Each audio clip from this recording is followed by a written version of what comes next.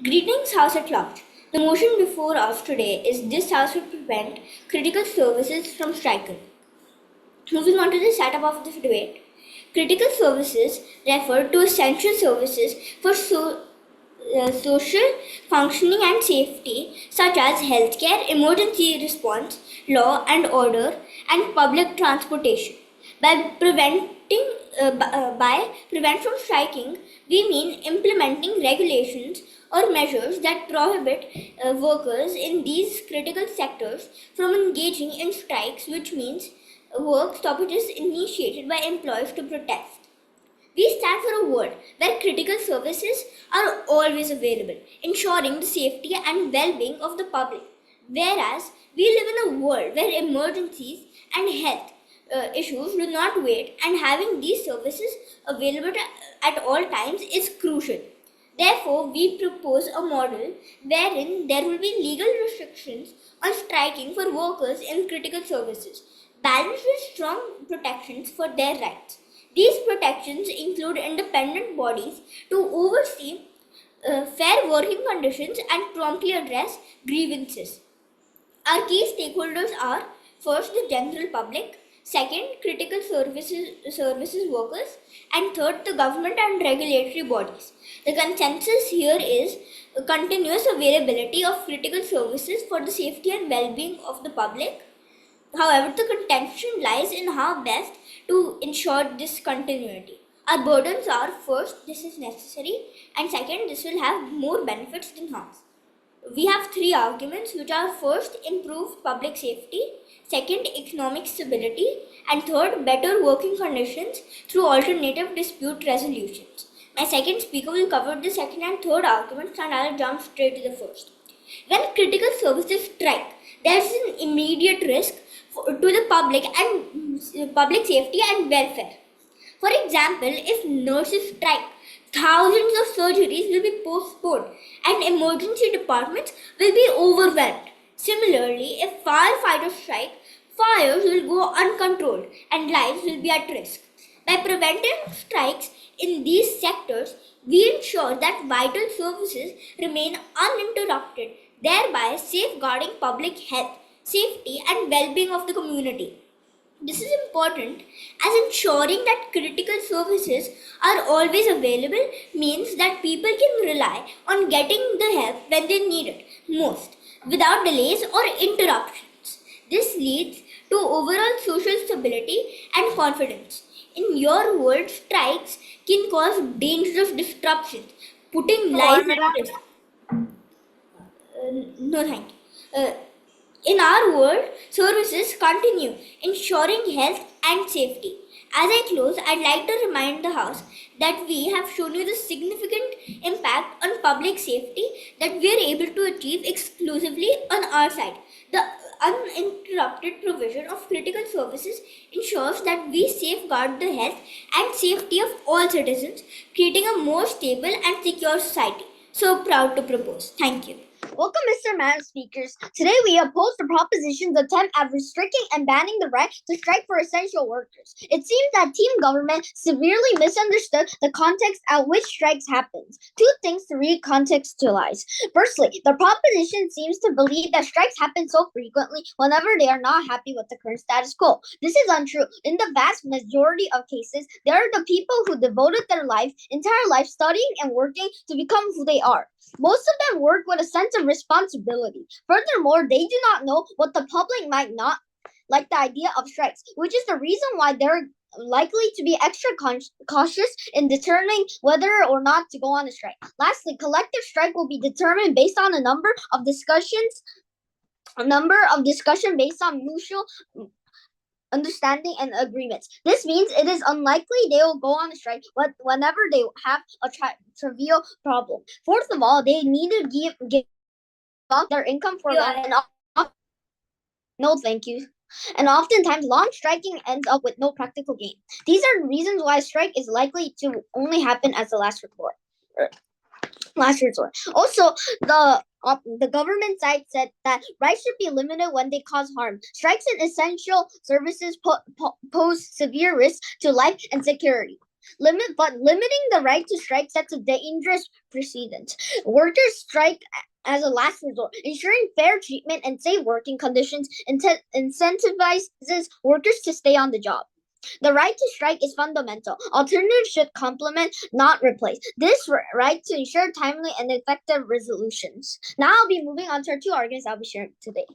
The first argument is it is the most realistic and effective mechanism for social change. This argument simply means that workers going on strike have the only good solution to solve things in the company, like their income, and they can work for a better society.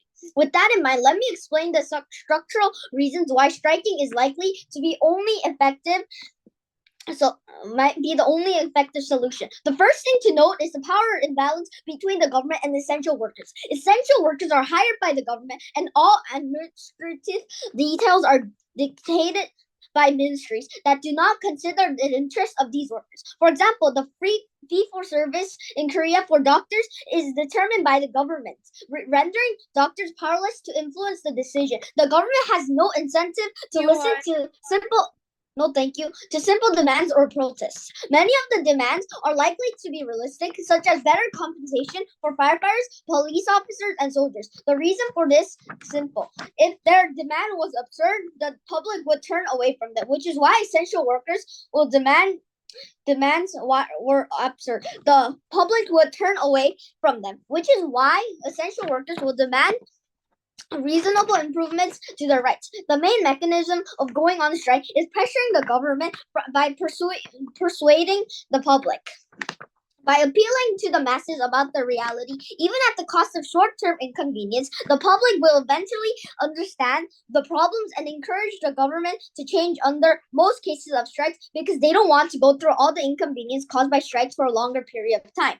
Now I'll be moving on to my second argument, being principled right in democracy. My second argument is a principled argument. I want to discuss why banning the right to strike violates fundamental rights as citizens, particularly under the principle that everyone should be granted the fundamental rights in a democracy. Democracy is fundamentally about more than just the act of casting a ballot. It encompasses a broader spectrum of participatory rights and freedoms that allow citizens to engage actively and meaningfully in the governance process. One of these critical freedoms is the right to protest. In a democratic society, citizens must have multiple avenues to express their concerns, challenge policies, and influence decision making. The right to strike is a crucial extension of these democratic principles. The proposition team might suggest democratic ways of structural reform. However, these are unlikely to happen organically, given the fact that the media is under government control and the majority of people are apathetic to problems that do not affect them directly. Silencing the minority who are most affected is an undemocratic way of solving the problem from the government side and can never be justified. Proud to oppose.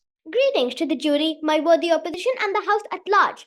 My worthy opponent made an argument about that they are unlikely to go on a strike unless they have a real problem, and striking is the last resort. To that, my response is workers in critical services often face systematic issues like understaffing and inadequate resources, leading them to strike as a necessary measure. Without concrete evidence, it is unclear how effectively alternative dispute resolution methods prevent strikes in critical services. The potential risks of service breakdowns during strikes outweigh the assumption that strikes are rarely initiated, as even occasional disruptions can have severe consequences for public safety and economic stability. Now, what has our team been able to establish so far? We have firmly established two critical points: the continuous availability of critical services is paramount for public safety and welfare. Secondly, implementing regulations to prevent strikes in these sectors can prevent immediate risks and ensure societal stability. Building upon these points, I will now present my second and third argument. Second argument from our team's side is focused on economic stability. Strikes in critical services disrupt not only public safety but also the broader economic landscape. The stability of essential services supports economic activities, from commerce to tourism, thereby safeguarding national productivity growth. By preventing strikes, we maintain a robust economic environment where businesses can operate without fear of service getting hindered, fostering investor confidence and sustainable development. Furthermore, these economic instabilities will ruin our image on a global level. This can cause problems in getting foreign investments and strengthening diplomatic relations. The third argument from our side focuses around the rights of workers to strike as a means to secure better conditions. While we respect these rights, we must weigh them against the potential consequences of service breakdowns. In your world, temporary gains for workers may come at the cost of public safety and economic stability. In our world, by ensuring critical services operate without stoppage, we create a foundation for both improved working conditions and sustained societal well being. To conclude, I would like to say our proposition stands firm. Preventing strikes in critical services is essential for maintaining public safety, ensuring economic stability, and upholding the well being of the citizens. Our approach not only mitigates immediate risks but also sets a precedent for responsible governance and societal resilience. So proud to propose. Let me start with some direct engagements and rebuttals. So first of all, they said their rights should be limited because when they cause harm, strikes in essential services pose severe risk to life and security. However, limiting the right to strike sets a danger presented. Workers strike as the last resort. Ensuring fair treatment and fair working conditions incentivizes workers to stay on the job. The right to strike is fundamental. Alternatives should complement, not replace. This right to ensure timely and effective resolutions. Realistically, the problems the government talks about are often exaggerated. It's only used as a last option for a short time to get the government to negotiate. The short-term inconvenience is something we can handle. Also, the harms are not malintended and will be kept to a minimum.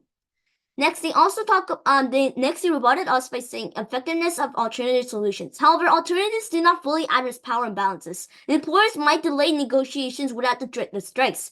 Employers are incentivized to address issues only under the threat of strikes. Combining legal frameworks with the right to strike ensures balanced protection for workers and maintains public safety. Also, government said that government then has a burden to explain what the alternative solutions are and how they will work. Now they also said that mortality and delay in crisis management and endangering society management. However, the argument talks about immediate danger, but doesn't look at the real problems that make the workers go on strike, like bad working conditions. Fixing these problems can make things safer for everyone. Also, workers are incentivized to strike only when their concerns are severe and unresolved through other means. And strikes in essential services highlight critical issues, no thank you, that need addressing to ensure the long-term safety and effectiveness of these services. Now move on to our team's final and last argument. Our final argument is right to strike provokes public discussion as a solution to agenda setting. In this argument, we will show you how the right to strike can allow critical workers to set important agendas and facilitate better democracy as a result. There are two premises underlying this argument. The first is that essential workers are people who are closely connected to our daily lives. Doctors, police officers, and firefighters are the pillars of our civil society, necessary for maintaining security and peace. The second premise is that people tend to be indifferent and apathetic to issues that they don't directly experience or feel the need to engage in. The problem here is that we have become so familiar with the critical services that we take them for granted, let alone take interest in the problems they face. Since the general public does not directly feel or even know about the struggles of critical workers, the unfair working conditions faced by the police officers or firefighters are ignored and underestimated. As a result, these issues remain outside of the public's concern, and politicians who are aware of the general public votes do not feel incentivized to address them. Strikes are the most powerful and only mechanism to change the structure, even without actually going on a strike. The critical workers declaring that they have to go on a strike compels the entire society to be educated about these agendas. Moreover, the media will focus heavily on this, as they have an incentive to cover issues that attract the most public interest. As the media covers these issues more, people will pay more attention due to media bias, leading to public discourse and discussion online, spreading awareness about issues that would otherwise go unnoticed. This is how the right to set agendas and facilitate democratic discussion. Honorable Judge, this is a step-by-step process we suggest as to why strikes are the one and only and best guaranteed mechanism for change. In the 21st century, we live confined by the media. Strikes on our side provoke public discussion and legislative changes, which are unique benefits impossible outside government. So, for all reasons above, I'm proud to oppose the motion. Thank you. Greetings to the House at large. Imagine a world where the services we rely on in an emergency, like ambulances, are suddenly unavailable. This can mean the difference between life and death, which the opposition clearly disregards. In my speech, I will rebut the opposition's points, summarize our model and main arguments, and compare both sides. The opposition argues that it is the only effective mechanism for social change, and it's the right of workers. We firmly disagree for these reasons. We don't think that is true. There are multiple other mechanisms that workers can use for change, including raising issues to management and company officers. You haven't even shown us how this is the only mechanism. You have cherry-picked this by ignoring all the other effective mechanisms. We also believe the rights of the broader public to access critical services outweigh the striking rights of critical service workers. Moving on to our model. Our team demonstrated why critical services must remain operational at all times. We have also shown how strikes in these essential sectors can jeopardize lives. We proposed a model of adding legal restrictions to striking, balancing these with protection of workers' rights. These protections include the establishment of independent bodies to oversee fair working conditions in critical services and ensure that grievances are promptly and effectively addressed. Now I will summarize our main arguments. Firstly, strikes in critical services such as ambulances, police, and fire departments can severely endanger public safety and welfare. We highlighted how the absence of these services during strikes could lead to increased deaths, higher crime rates, and unmanaged disasters. Secondly, the importance of economic stability and international relations. The stability of essential services supports economic activities, from commerce to tourism. This also enhances our international image, reputation, and relationships. By preventing strikes, we maintain a robust economic environment and portray ourselves as a stable country. Lastly, we highlighted the severe impact strikes have on vulnerable populations. The elderly, children, and chronically ill individuals are disproportionately affected when critical services are unavailable. By preventing strikes, we ensure that these at-risk members continue to receive the care they need. Let us now consider the best case of our opponents against our worst case. The opposition argues for the rights of workers to strike as a means of securing better conditions. However, even in their best case, where workers gain improved conditions, the temporary disruption of critical services would still lead to severe consequences for the vast majority. Our worst case scenario, where some disappointment among workers persists but critical services continue uninterrupted, clearly demonstrate a more stable and safer society. The immediate and long-term benefits of preventing strikes and critical services far outweigh the opposition's policy. In conclusion, the proposition has clearly shown that preventing strikes in critical services is necessary for maintaining public safety and economic stability, and that it has more benefits than harm. We have weighed our worst case scenario against the opposition's best case and shown why our approach leads to a more stable, safe, and reliable society.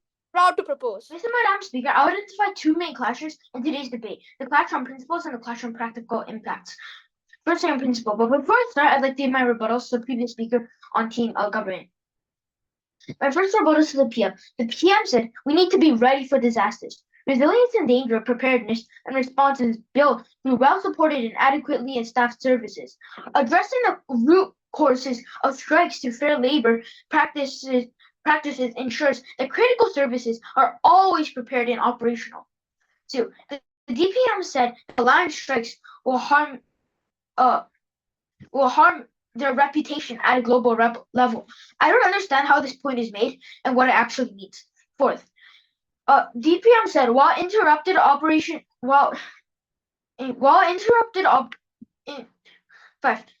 the whip talked about how robberies and things like high crime rates could happen during strikes. Allowing strikes ensures that critical service workers can push for improvements for things and protect national security. Now I'll move on to my classes. My first class is on principle. We already told you how democracy extends beyond the act of voting.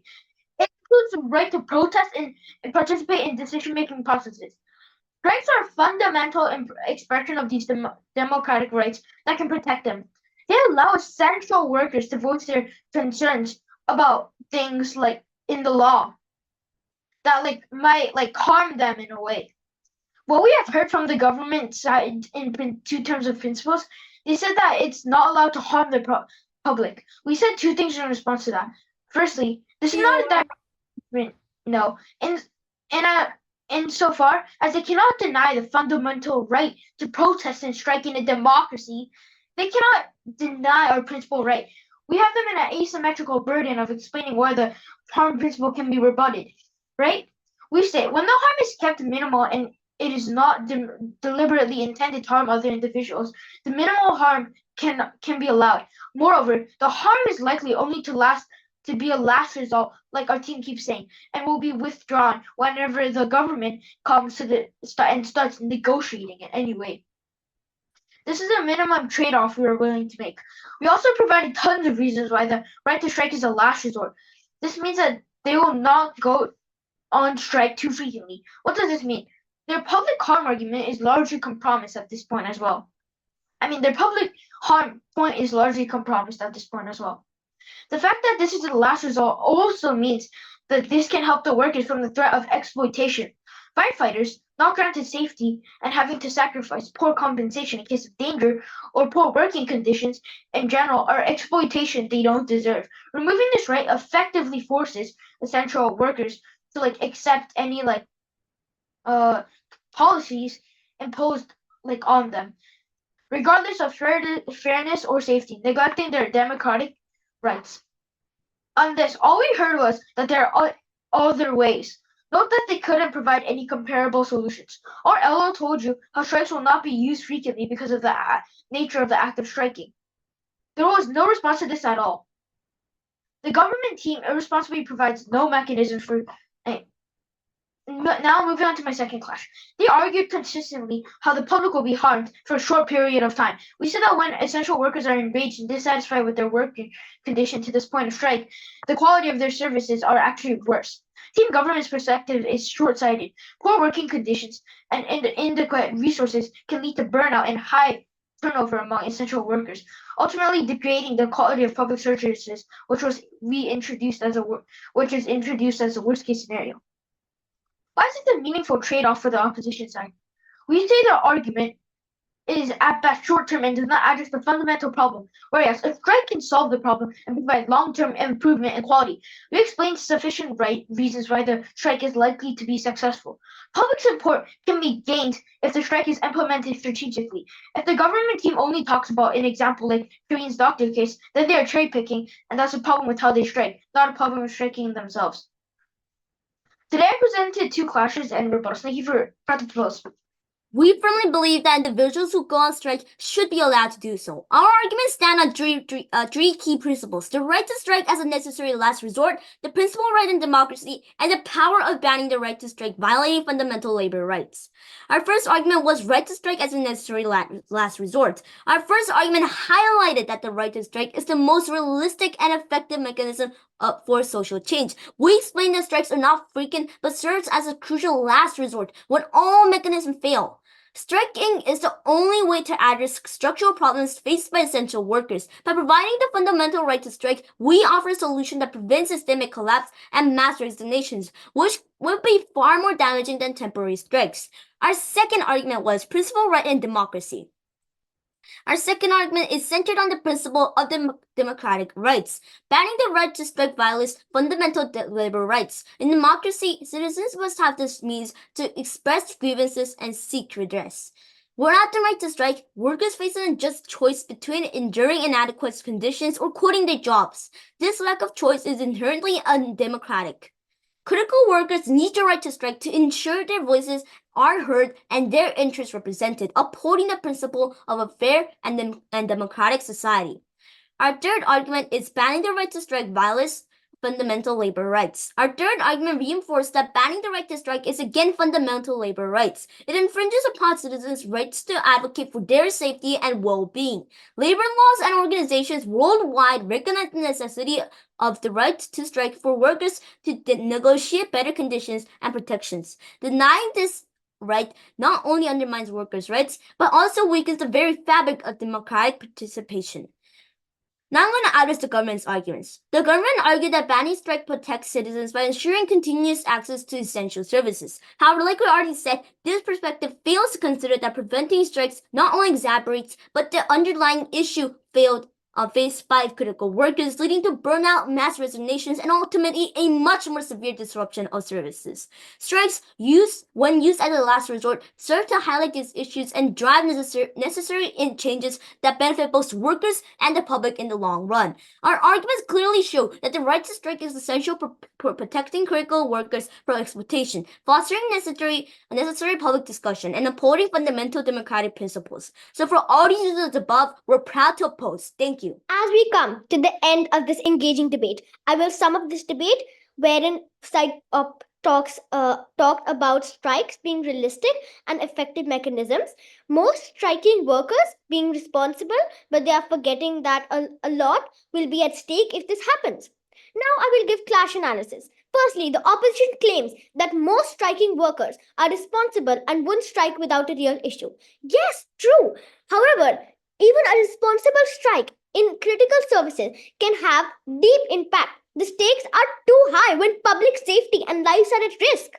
Our model includes legal strike restrictions balanced with strong worker protections, addressing issues without compromising essential services. Secondly, we agree that ops claim that strike can be powerful tools for change. However, we argue that there are other mechanisms that must be employed to address this.